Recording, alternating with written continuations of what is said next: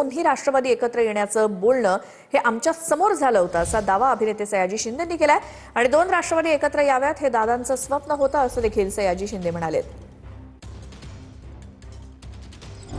दोन राष्ट्रवादी एकत्र येण्याचं बोलणं आमच्या समोर झालं होतं असा दावा अभिनेते सयाजी शिंदेंनी केलाय। विधानसभा निवडणुकीच्या आधी सयाजी शिंदेंनी अजितदादांच्या राष्ट्रवादीत प्रवेश केला होता। आता दादांच्या राष्ट्रवादीतल्या नेत्यानंच राष्ट्रवादीच्या एकत्रीकरणाचं बोलणं झालं होतं असं सांगितलंय।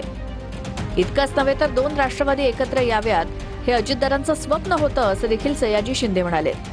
सयाजी शिंदेंनी सहयोग सोसायटीत जाऊन अजितदादांना श्रद्धांजली अर्पण केली आणि सुनेत्रा पवारांचीही त्यांनी भेट घेतली।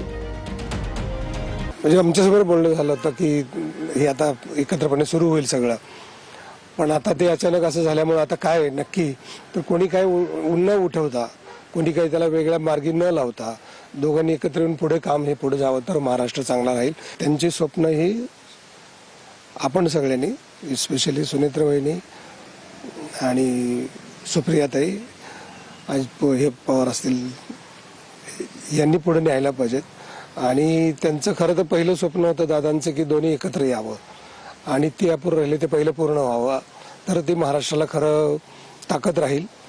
महाराष्ट्राची ताकद वाढायची असेल तर हे दोन्ही पवार कुटुंब ताबडतोब एकत्र आले पाहिजेत। एकत्रीकरणाच्या चर्चा अजित पवारांच्या राष्ट्रवादीच्या काही नेत्यांनी नाकारल्या होत्या। खास करून सुनील तटकरे आणि प्रफुल्ल पटेल एकत्रीकरणासाठी फारसे अनुकूल नाहीत।